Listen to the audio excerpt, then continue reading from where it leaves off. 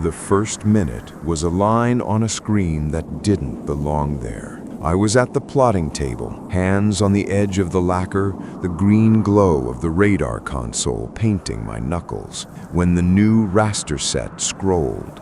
For years, the map had been predictable. Contour lines that fell away like a patient's pulse, known wreck scars, the usual no-go shoals. Then, like a pen that had slipped and drawn a dark valley, the chart spat up a canyon where no canyon had been before. The canyon's axis ran like a wound across our track.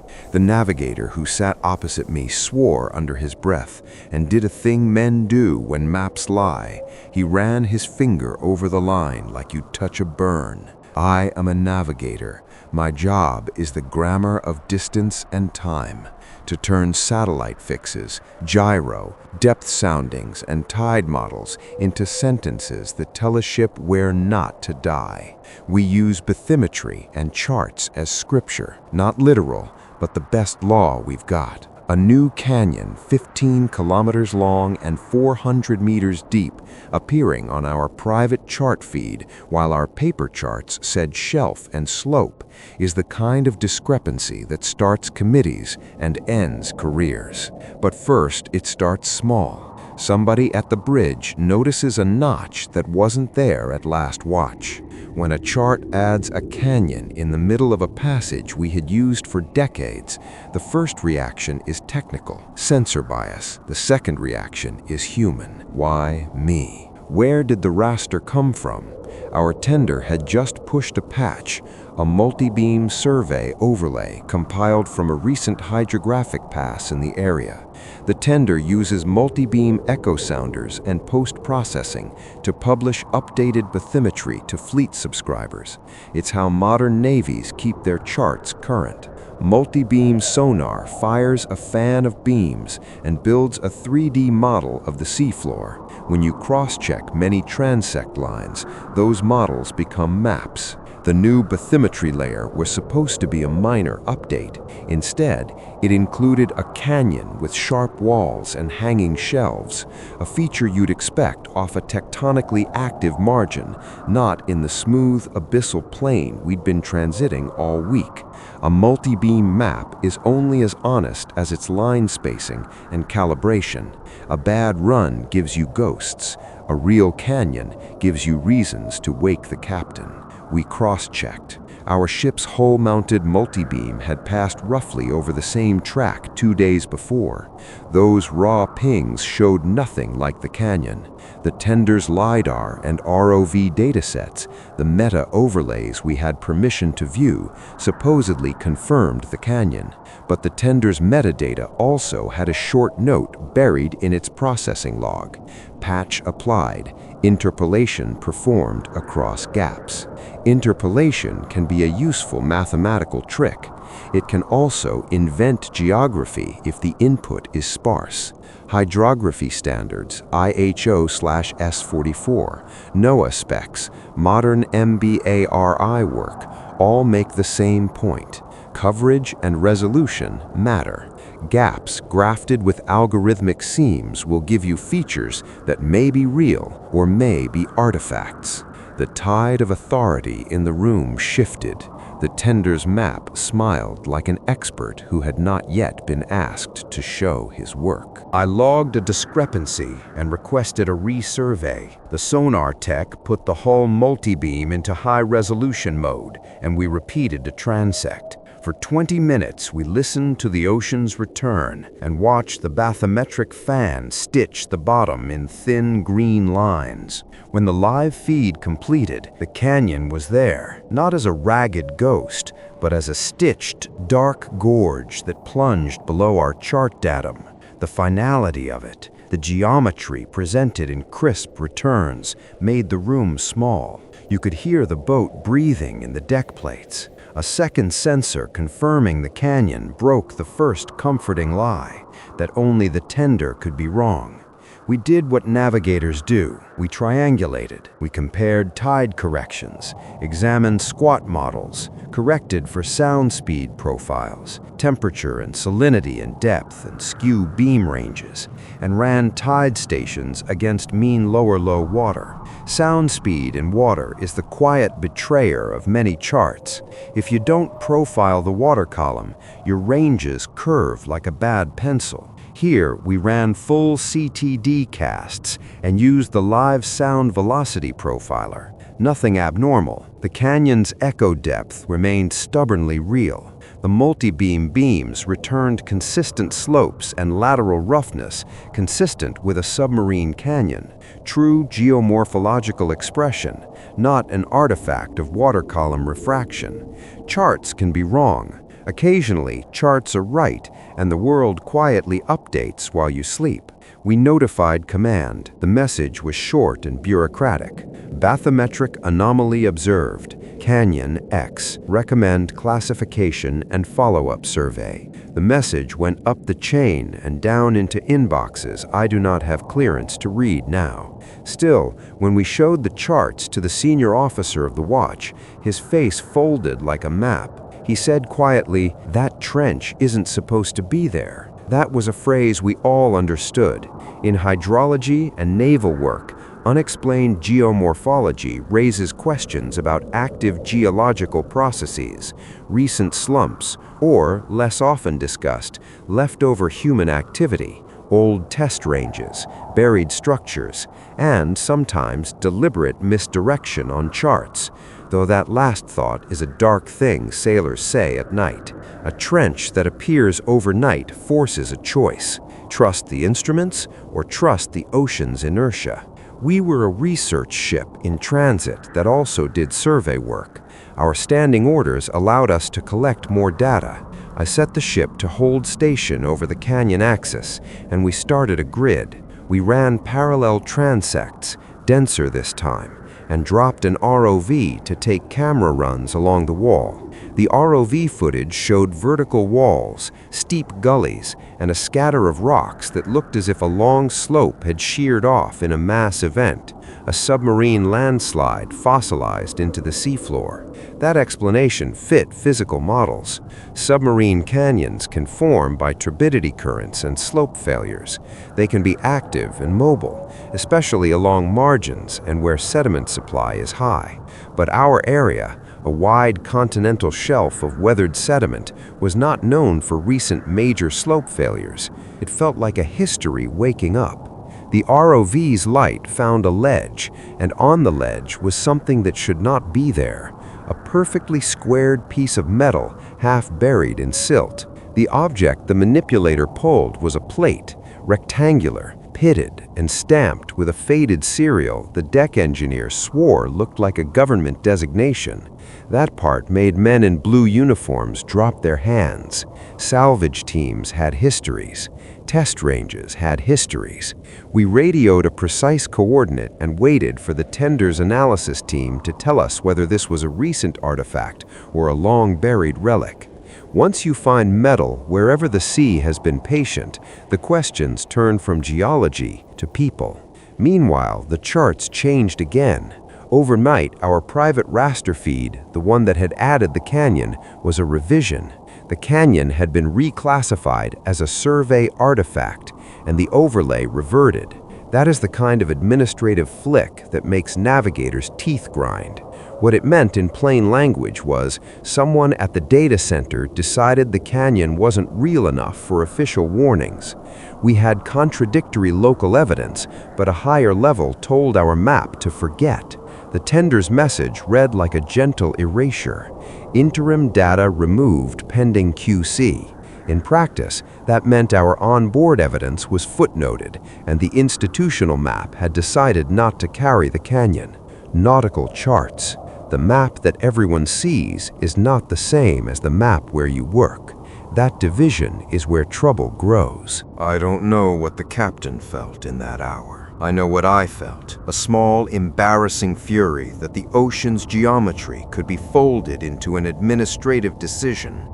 We were sailors who read the world in sound and return. Someone on shore had the power to tell your chart what to forget. For a while, we argued chain of custody, who processed the tender's multibeam, what the interpolation settings had been, who had responsible QC sign-off. But the more civil arguments we had, the more the ship's hum felt like a drum whose rhythm we no longer commanded. When a map is altered in an office far away, the men closest to the shoreline become the ones who remember. That night, under watchlights and a sky full of indifferent stars, the sonar tech brought me the ROV footage.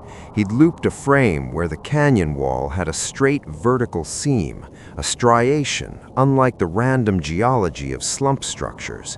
Men who have been at sea a long time learn to read straight lines in mud like you read a face in a crowd. They are not natural. The seam had parallel holes like bolt ports. The manipulator's camera had caught a dark opening just big enough for the manipulator to probe. The plate we'd pulled looked like part of that seam. For the first time, the possibility crept in. What if the canyon was not purely a geological feature? What if something human, or something that used human shapes, lay inside it? Geology can tell truths. Sometimes the truth is a buried thing with its own plan. We logged everything and set a watch. The nav team rerouted a narrow exclusion zone and updated the safety depth on the EC disk. I am not proud to say that some of the men wanted to laugh it off, call it a data artifact, and be done with. Men who have been afloat long enough learn the economy of denial. If you let every anomaly keep you awake, you never sleep again. But we also kept the ROV images, the multi-beam raw files, and the plate in a sealed locker. We kept what the map forgot. Keeping a secret aboard a ship is an act of preservation and a slow corruption. Either way, it costs you something. By dawn the next day, an intelligence liaison from the tender arrived with instructions: cease survey, maintain station, await further orders. He had an unreadable suit and the look of someone who'd been told how to smooth the edges of an embarrassing picture. The canyon that had been added, confirmed, and then removed had become in 24 hours a flagged item the bureaucracy wanted under control. That's how things work. Discovery becomes property, and property is managed. Discovery in the modern fleet often ends in a folder with a stamp and a line that says gently, "Pending evaluation." So the watch continued. We hung over that axis, the canyon's mouth like a dark throat below the sea. We argued whether to go back with a heavier ROE or to mark and leave. Half the men wanted to send divers in a work submersible. Half wanted to put the whole area under a blanket and return with scrap ships and cameras. The maps change under your feet, and everyone looks for a safe answer. The sea gives you one every now and then. Usually, it's messy and unsatisfying. Maps change people. The ones who do not let the change go are the ones who become trouble. Before Section 1 closes, I'll mark the last detail you'll carry forward. The canyon's floor did not look like any natural seabed the ROV operator had seen. Where canyon floors usually show slump blocks and sediment ripples, there was a smoothness in one patch, an unnatural polish, like an old floor. The manipulator's camera scraped it, and the sample came up not as mud, but as a fine metallic residue. We had a piece of evidence and 1,000 reasons to hand it away. For now, we kept it in the locker and let the maps sit quietly on the table. Maps lie by omission. Sometimes they hide a canyon. Sometimes they hide what is in the canyon. Sometimes they do both. The ROV's camera slid over a seam in the wall, and the light caught on something polished and impossible. A black metal face with a hole the size of a hatch. For a second, the feed froze, and someone in the wardroom said, out loud and without irony, "That isn't geology." We decided to go down. Not recklessly, never recklessly. Anything we did after Section 1's discoveries was procedural, a plan divided into tasks, signed by watch officers and checked off in 3 ranks of checklists. We deployed the heavy-class ROV on a tether run, slow, methodical, thruster by thruster. The ROV had enough lights to turn noon into twilight, and manipulators that could pick up a coin. We lowered it into the throat of the canyon and watched as the water closed around the tether, like a throat swallowing a rope. Watching the tether disappear is like watching a line of a letter trace itself into dark. The canyon walls were steep, layered like the flank of an old sleeping animal. The ROV's sonar painted shelves and ledges. Its camera found faces in the mud. On a lower terrace, the manipulator scraped away sediment and revealed metal. We thought at first of old ship debris, but the geometry told another story. The metal plates were set like panels, parallel and deliberate. Pale corrosion hadn't eaten smooth edges. Instead, it had threaded tiny, regular holes along seams, bolt ports. We'd seen such things in salvage yards, man-made assemblies, mostly from research arrays or instruments, not random wreckage. A seam with bolts is not an accident, it is intent in metal. Then the light shifted, not from our ROV lamps, those were steady, clinical beams, but from inside the aperture. A faint, pulsing phosphor blue like a slow heartbeat, moving through wavelengths that made our spectrometer sit up and look. Corby ran a spectral sweep and sent the file upstairs. Emission lines that did not match simple bioluminescence, not fluorescence of common minerals, but something structured, photonic emissions arranged as if channeled. He phrased the result in the dry language of lab notes. Organized photonic structure, non-biotic signature likely. Consider engineered fiber. That phrase, engineered fiber, was a polite way of saying the canyon held something manufactured, old enough to corrode and new enough to pulse. A machine that glows in ordered bands is not merely alive or dead, it is an object with a program. As the ROV threaded deeper, our instruments started to argue. Gyro headings flickered, not by large degrees, but by a hair. 3 to 5 degrees of random jitter, subtle, but enough that a navigator notices in a heartbeat. When your gyro and your inertial system disagree with the hydrographic fixes, your fixes decay. The magnetic compass, the old faithful in a wooden age, developed wobbles that looked like magnetic anomalies. The needle pulled, then readjusted. Depth soundings returned a strange echo. On the forward echo sounder, an object reflected as if it were a mass of metal when the ROV camera showed only corroded plates. Our magnetometers registered localized fields around the aperture that averaged a few hundred nanoteslas above background. These are not things you want to see under the hull of a ship that must know where it is.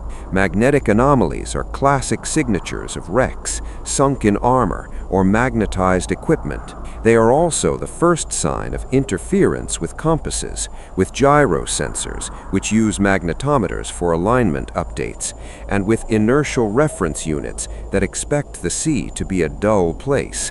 When the local magnetic field deviates, navigation filters begin to mistrust their priors, and the position uncertainty grows.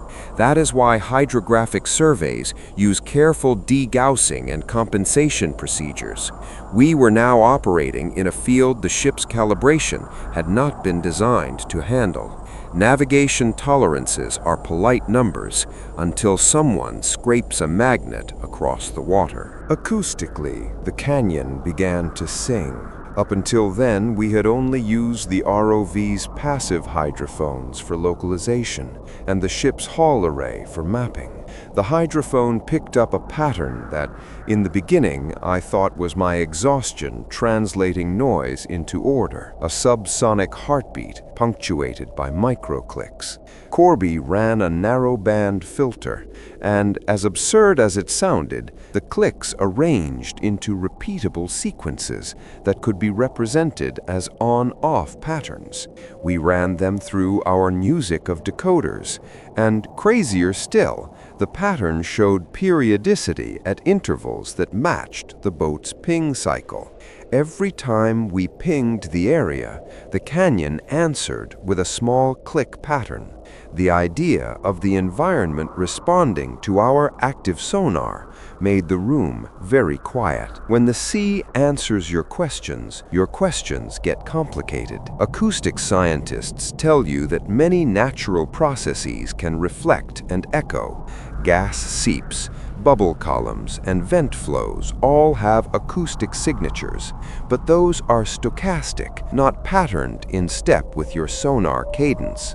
That the canyon's acoustic returns seemed coordinated, and that the best fit model suggested a resonant structure tuned to take energy at specific frequencies and re-emit it in a signature, put the phenomenon into the realm of engineered resonances, or at least geometries that behave like engineered cavities. We sent the manipulator inside the aperture. The arm went in, and the camera followed. The hole was a corridor, circular, smoothly lined, and then, impossibly, a chamber.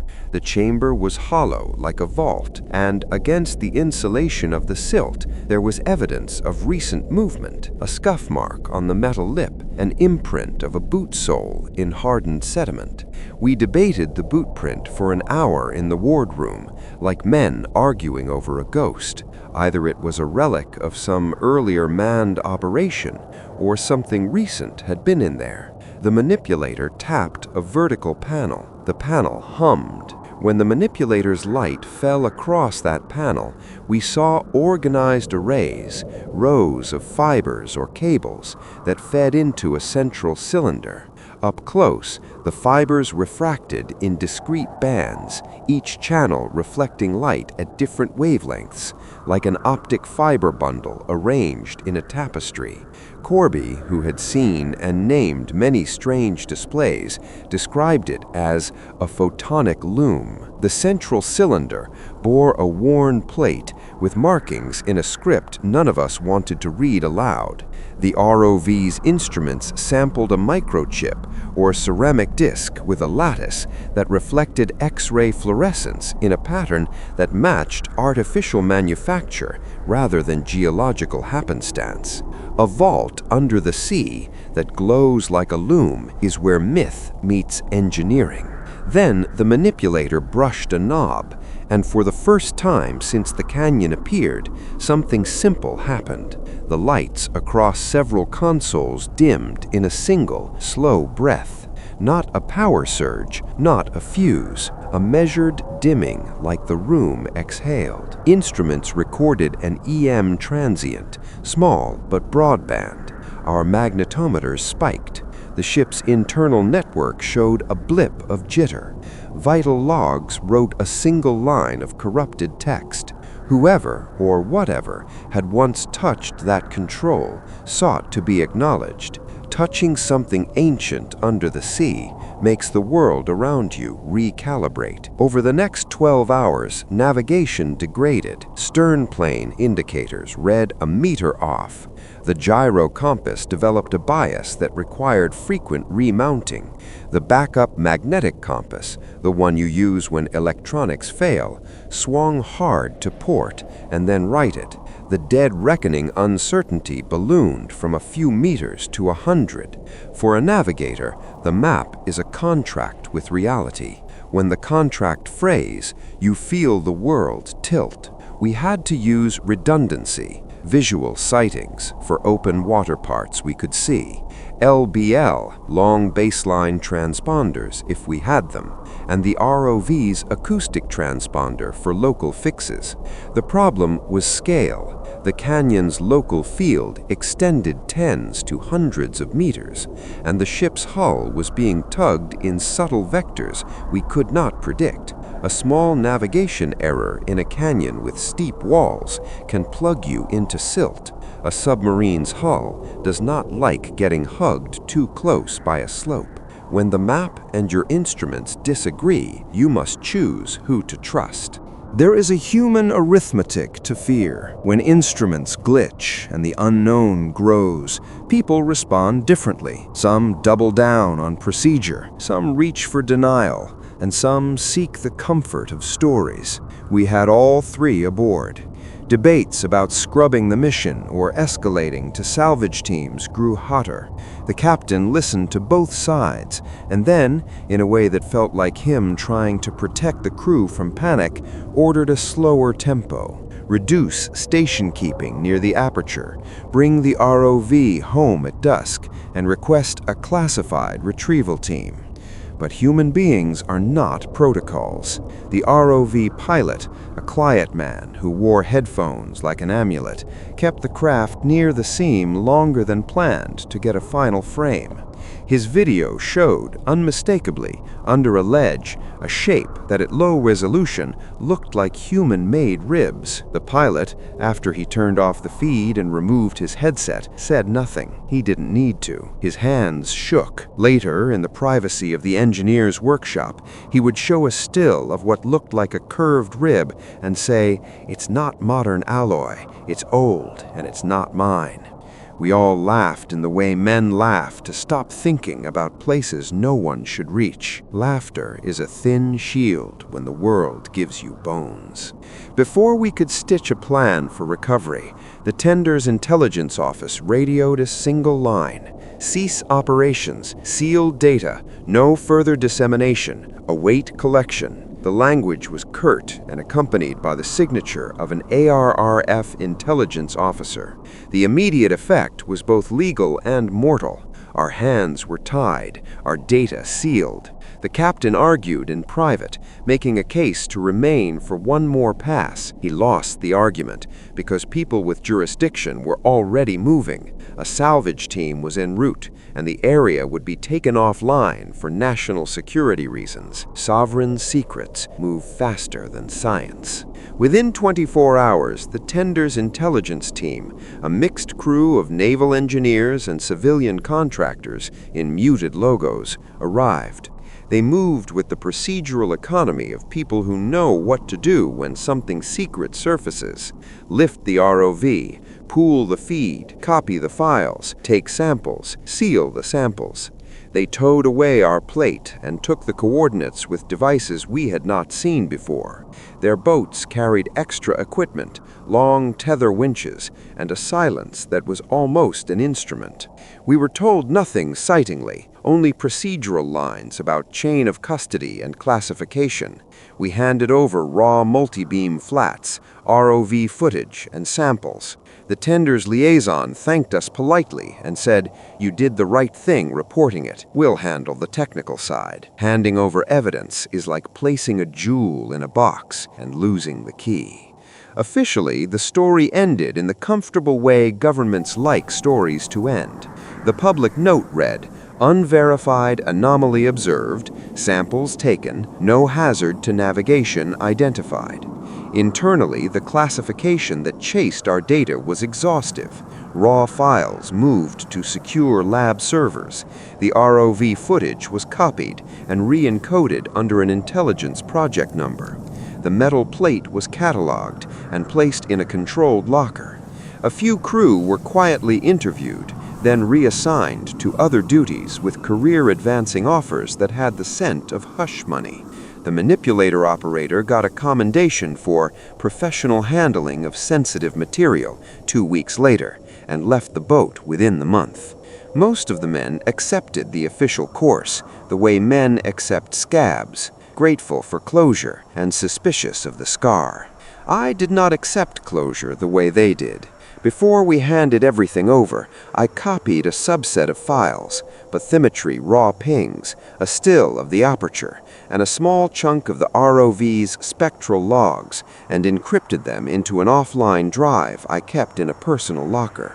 It is petty and illegal in several ways, and if the wrong person found it, I would lose more than a few ranks. But we navigators have a habit. We keep local truth on ice for ourselves. It helps us sleep. The small theft of a data file is a kind of prayer.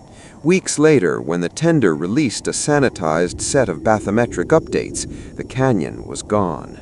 The official raster again showed an unbroken slope.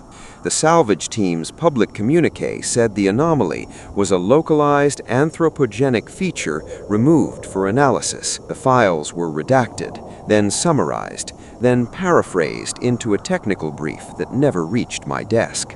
But the night I later checked the date-stamped copy I had tucked away, the coordinates still showed a canyon. And, strange as it sounds, when I compared the time series, the canyon's geometry had subtly altered in the hours after we left. The aperture's lip had widened, the seam had shifted a fraction, and some of the bolt holes looked fresher than corrosion alone would allow. Either nature had an odd impatience, or something in the canyon was being tended.